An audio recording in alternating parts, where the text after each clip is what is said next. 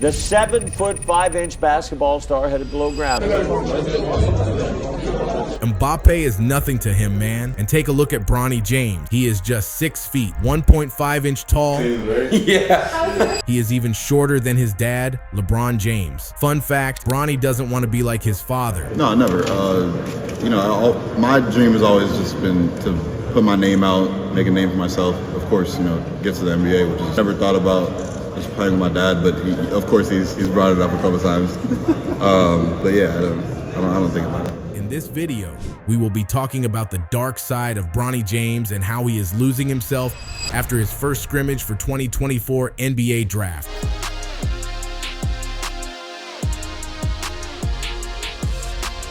The weight of his famous last name. Wearing his team's gray jersey with the number 50, LeBron's son appeared a bit smaller than expected. But you see, here comes the biggest problem. His height. He measured just 6'1.5" without shoes. On a court full of much taller players, Bronny looked noticeably shorter, like a kid among adults. Despite his smaller size, there were glimmers of hope. His 40.5-inch vertical jump was impressive. Also, his 6 to 7 feet wingspan was good. But you see, the problem is, the scouts who had watched his freshman year at USC weren't convinced. They said he has the ability to make it to the top level and let alone compete against his dad, LeBron James. We didn't expect it from him. Before we talk more about Bronny's next step, subscribe to this channel so we can hit out 1K goal. Well, this scrimmage was Bronny's first baby step to shine and prove he deserved a solid pick in next month's draft, but that didn't happen. Bronny pulled a Houdini act on the court. Not good, not bad, just sort of poof. For someone who's always been in the spotlight, he just couldn't live up to the expectations. One could argue that scrimmages like these don't really predict future NBA stardom. The players are strangers, nervous, and fighting for a draft spot in just a small part of their young careers. But in nearly 20 minutes of play, Bronny was not great. He tried 2 for 8 times, missed all 4 of his 3-pointers, and racked up almost as many turnovers, 3,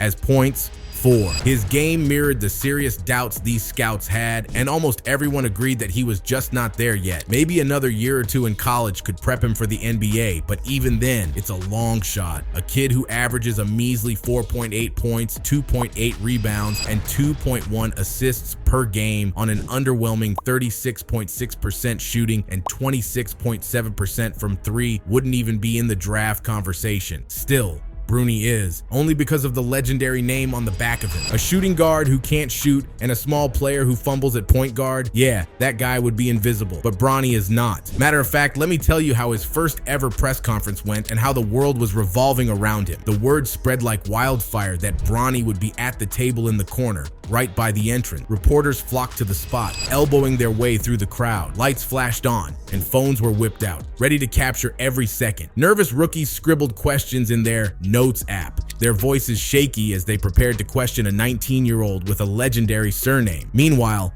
the top journos took prime positions, gearing up to grill the chosen one's kid. The buzz was palpable before you even saw him, a wave of anticipation from a crowd you couldn't see but could feel. Then Bronny entered, politely parting the sea of reporters to reach his seat. He settled in, bracing himself for his first ever public interrogation about his potential NBA career. The contrast between the young man at the press table and the player on the court was staggering. On the court, Bronny had seemed small, but this Bronny James was a whole different story. It's hard to put into words just how much he owned that moment. He seemed confident, even-keeled, funny, thoughtful, and genuinely likable. If his smallness was what stood out before, now he was anything but small. He wasn't just LeBron's kid anymore. He was a man in full. Maybe it's because he's grown up under fame. Maybe having LeBron as a dad gave Bronny a head start on handling the craziness. Or maybe nearly losing his chance to play after collapsing on the court last summer fast-tracked his maturity. Whatever the reason, when Bronny spoke, you could tell he was ready for whatever came his way. And right then and there, he dropped another bombshell when asked if he wanted to play alongside his father. No, never, Bronny said. My dream has always been to make a name for myself and get to the NBA, which is everyone's goal here. I never thought about just playing with my dad, but of course, He's brought it up a couple of times. The idea of LeBron and Bronny teaming up in the NBA has been tossed around several times before, with LeBron openly saying he'd love to play alongside his son someday. But lately, LeBron has been stepping back from that notion as well. Whether this is because of Bronny's desire to carve his own path or something else, we don't know. But one thing is for sure, he looks like a guy who is determined not to use his father's name to get a place for himself. I would be happy about getting to the league instead of thinking about playing with my dad. That's not my mindset right now at all. I'm just trying to put in the work and see where it takes me from there. He was also asked more about his personality and traits, and boy, oh boy. Not only was the guy mature, but his answers showed an acceptance of his identity, acknowledging that he's not LeBron James and isn't trying to be. I feel like my competitiveness and willingness to win is a big part of who I am, he said.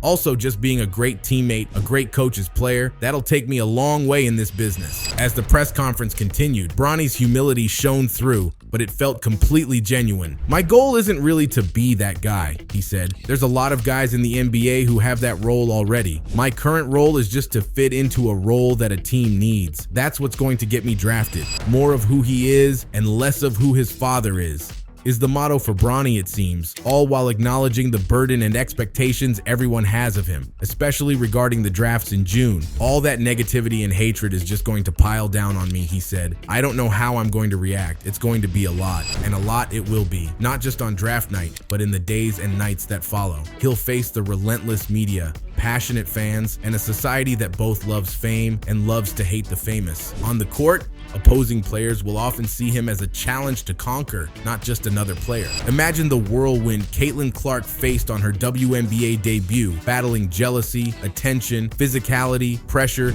and sky-high expectations, minus the comfort of a stellar college career to fall back on. Or think about the Ball brothers' rocky start in the NBA, where many sought to humble them after their dad's relentless hype. Perhaps the biggest problem for Bronny is that he carries LeBron's name but not his level of talent. That makes him a target, lacking the natural shield of overwhelming skill that others in his position have had to defend themselves. Bronny projects as a classic 3-and-D guard. On defense, he's a beast, fighting hard at the point of attack with the length and foot speed to keep up with most guards. However, his offense is still a work in progress. He struggled to make an impact in the half court and isn't much of a pull-up shooter yet. Last season, he only scored 27% of his threes, but he looked more confident taking them at USC, showing more shooting potential than the stats suggest. Sam Vecenie has written that he showed much more shooting potential as a high school player than he did in college, suggesting there is nothing wrong with his mechanics. Perhaps he was out of rhythm after not being cleared to play during the offseason, and the NBA teams haven't written him off either. It's the part of his offensive game they're most confident will translate to the pros, and while these shooting drills are just a small sample, anyone who watched him at the Nike Hoop Summit last year saw him take and make many more shots than at the Combine. Of course, the shots he took at game speed during this past season are the most telling. His recent performance might have swayed a few opinions, but it likely didn't significantly move the needle, and neither has it shaken the growing belief that Bronny will be drafted in the second round next month. Many in the NBA think the Lakers might take him with the 50th pick if he's still available. The reasoning? Most players picked in that range don't end up having careers anyway. So why not take a chance on Bronny's potential upside and keep his dad, LeBron, happy? It seems like a win-win situation. However, many acknowledge that without the name James and LeBron as his dad, Bronny wouldn't even be in the draft conversation. Whether he should be in the draft conversation or not is something only the drafts can reveal, or his hunger to better his game wherever he goes or doesn't is something that is still up in the air. But hey, don't worry. We would be there to provide you guys with all the latest updates. And here is a little spook. Believe me, he is lucky not to have his fathers, because those feet, see them yourself.